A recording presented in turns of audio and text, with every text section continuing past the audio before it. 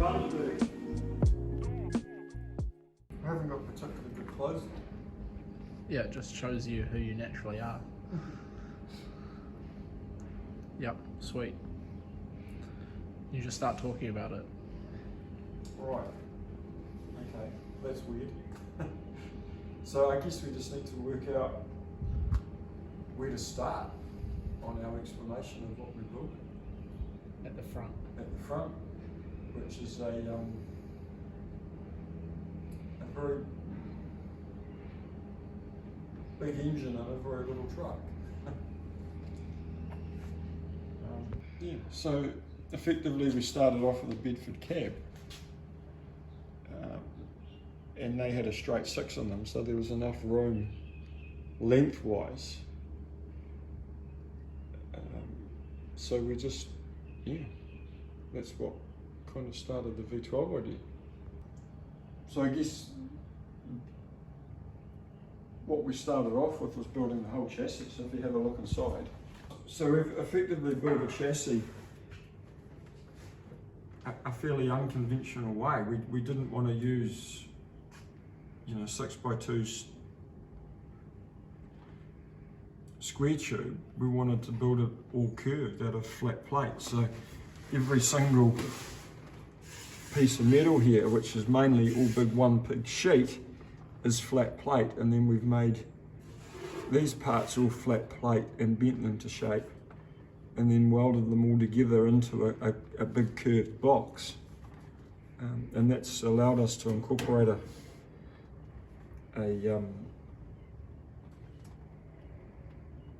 dry shaft safety hoop in it. One of the things we wanted to do with this truck was, because it's mine, not a customer's, we needed to keep the cost down. And I also, it's very difficult in New Zealand to get compliance to allow these things on the road. And so in order to make it easier, we've started off with a couple of basic things like using parts of other vehicles, which means from a compliance perspective, it's a lot easier. So a lot of this chassis, although it's completely custom built from scratch, a lot of it is from a donor vehicle, which was a Toyota Prado, which was a Toyota Land Cruiser. So if you come back here and have a look, you can see the back end of it is a 4-link. It's out of a Toyota Prado, and this is the join in the chassis. So from here back is basically standard Toyota, and that makes compliance easy. And from here forward is our new chassis, which we cut and shaped. Doesn't matter, I wouldn't expect to put it on YouTube, but you could put bits of it. So from a build perspective as well, what we've done is taken the rear shocks and springs off the diff, and then we put coilovers in there. So if you have a look around the back, basically, it's easy to be a little bit critical of using Land Cruiser stuff, but it actually fits all the boxes. It's a 4-link suspension from factory. It's a limited slip. We can get almost whatever ratio we want relatively easily and cheaply. And they've got huge brakes in the things from standard. So they've got, massive rear discs. These are standard discs. And they're a very strong and reliable diff that can take, a fair amount of horsepower and quite a lot of abuse. So it just made sense to take it from the Land Cruiser.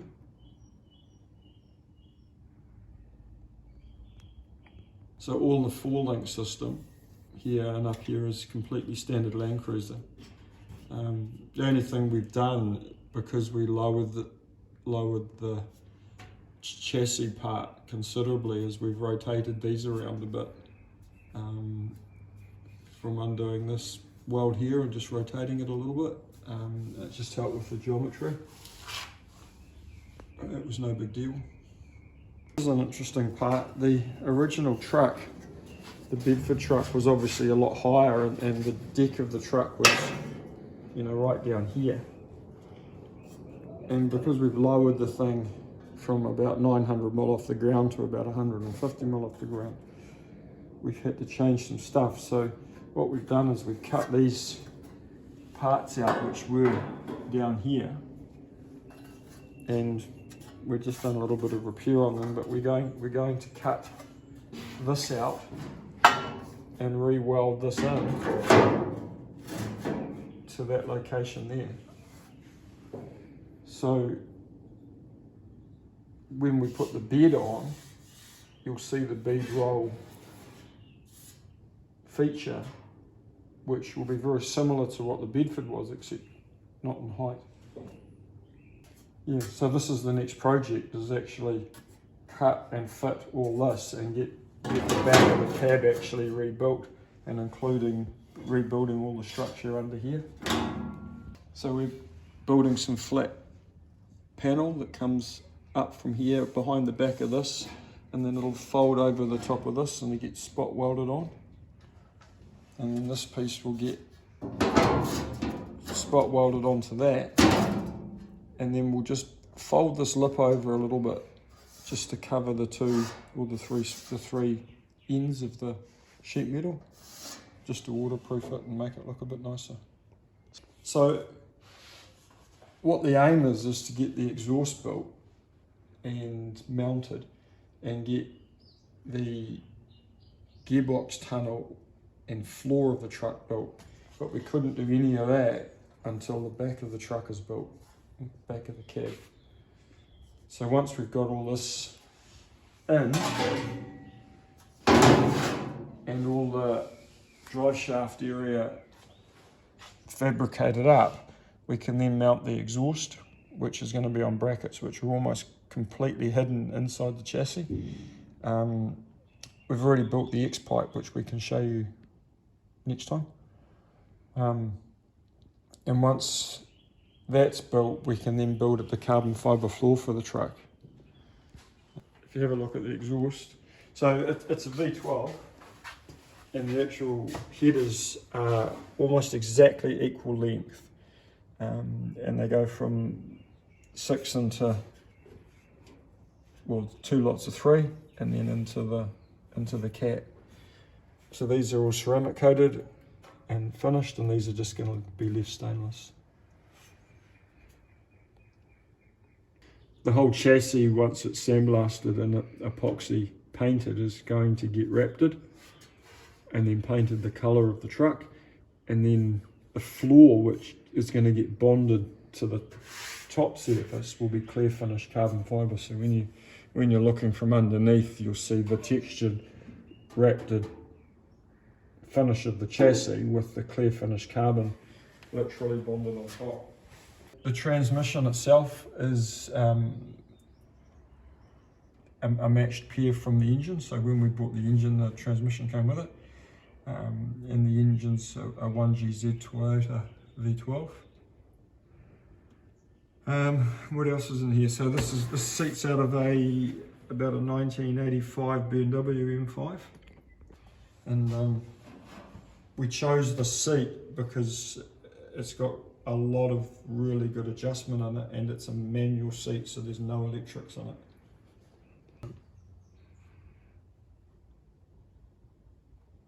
The steering column, we're not obviously going to use a steering wheel, but the steering column's out of the Toyota Century, and we've used that because when we hop in and out of the truck, we want the steering to come up and go forward.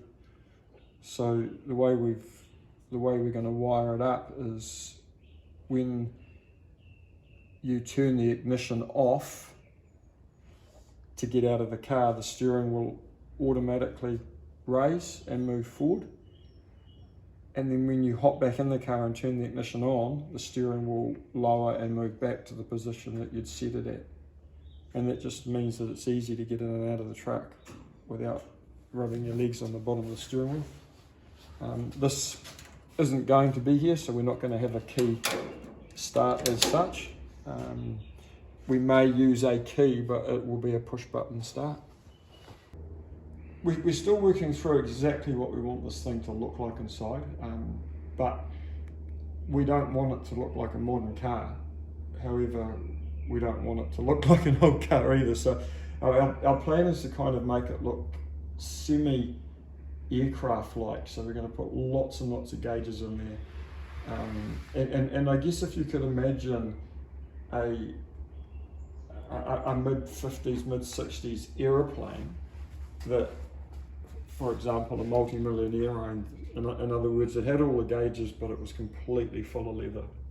So proper leather stitching, and possibly a little bit Singer Porsche style interior, because the interior on those cars is just stunning. Go. One of the things I'm pretty determined to do, although almost none of the cars are Bedford truck anymore, is just make it recognisable as a Bedford. So we're going to leave the weather strip or the drip rail, but what we've done is we've taken the drip rail off from here down, and we're also going to utilise the original door handle, but we're going to use it at the front. So we're going to have suicide doors. So we've already built all the hinges, and we can, in the next few weeks, we can show you with the doors on. So it's actually got suicide doors, but with the original repositioned door handle. We are going to do a roof chop, but a very, very subtle one. So we want to try and retain the original windscreen. So we might just lay it back. We might not drop the back of the roof at all, and we might just drop the front of the roof ½ inch, maybe 3/4 of an inch. And we'll also probably pie cut. We've got another roof skin that's in very, very good condition, and we might just basically pie cut the roof and just take another probably inch out of it, 25mm out of it. Again, we don't want it to look like it's had a roof chop, but the roof, like it is pretty bulbous and pretty ugly. You can see on this side, this is standard Bedford. We haven't done anything to that yet. But if you look at the other side, we've removed the drip rail. So we're going to keep the drip rail here, but we've removed it here. The other thing we're going to do is, these old trucks had very poor quality door seals, and so we're going to use a modern car system of door seal where there's actually two sets of door seals. There'll be the outer seal, and there'll also be an inner seal. So hopefully the doors will work and feel like a modern car door. So we wanted to retain the look of the Bedford guards, but we've moved the wheels forward about 100mm in relation to where they are with the cab, the original cab. And also the original Bedford guards didn't have this shape, they just had a fairly flat, mud flat type guard. So it was really important that we retain this feature. I just really liked it and wanted to keep it. And I wanted to keep this join line where they spot welded the two panels together. And we've kept all this, it's absolutely completely the original shape. The only thing we've done is this has been moved forward about 100mm to change the shape of the wheel arch. And I guess the biggest difference with it, even though we've retained all these join lines and all the same look, it's not a steel guard anymore. It's a complete carbon fibre part.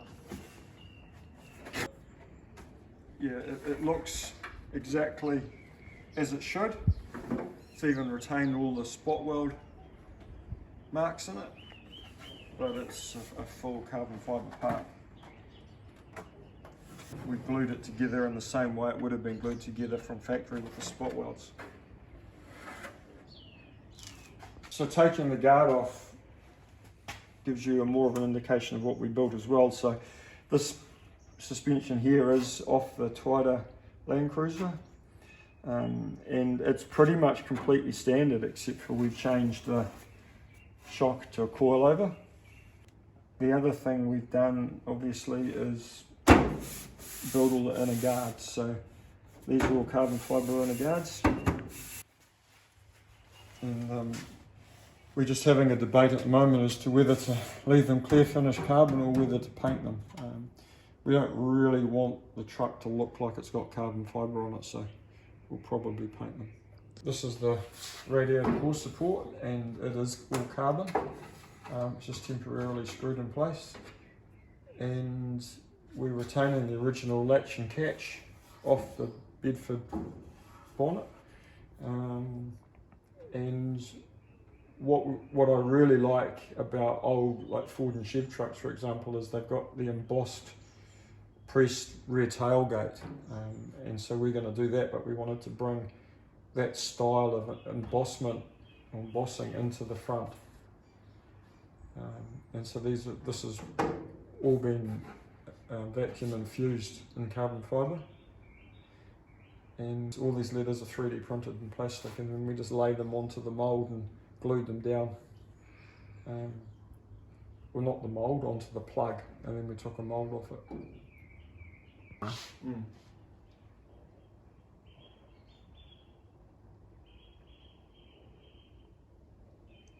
Yeah, the motor itself came from a Toyota Century, which is the Toyota's Japanese only limousine. So it's a 5-litre V12. Not a huge amount of horsepower or even a huge amount of torque, but they're just a very cool, very reliable engine, providing you don't throw turbos on them and try and extract massive amounts of power from them. We've finished all the headers, again, as I said before, but they're a little bit hard to see in black, but they're all exactly equal length. And they're completely different both sides because of the firing order of the engine. The Toyota Century had a lot of stuff on it we have chosen not to use. For example, it had a hydraulic pump mounted here for the radiator fan, so we're not using that. And we're also not using, head mounted here, a power steering pump. We wanted to look at the motor from the top and not see any accessories bolted up high. So we've managed to only have basically 2 accessories on the bottom. We've got the alternator down low here and the air conditioning pump down low here. What we've got is we've got a mid-90s engine, but we don't want it to look like the Toyota Century engine. They looked absolutely hideous. So we're going to take all the coils off the top and hide them behind the back of the dash. We're going to cut this down and put a nice billet cap on it. We are going to end up stipple painting these. Those are the cam covers. But the biggest thing we're doing this is we're going to put individual throttle bodies on it. So it's going to have a 12 stack individual throttle body set up, sitting with basically 6 each side. We're not doing it to gain horsepower, although we might gain a little bit, but we're just really doing it to make it sound good and look good. For compliance in New Zealand, we have to have seatbelts, and they weren't allowed to be mounted on the B-pillars because that was too far forward. And so in order to get compliance, we've effectively had to put this hoop in. So it is actually a roll hoop, but its main purpose is to hold the seatbelts. And also in New Zealand, for compliance, we have to have headrests. So most trucks of this age don't have headrests, but we have to have them. And so since that book was printed, there's hundreds more pages been added, which we haven't even bothered looking at.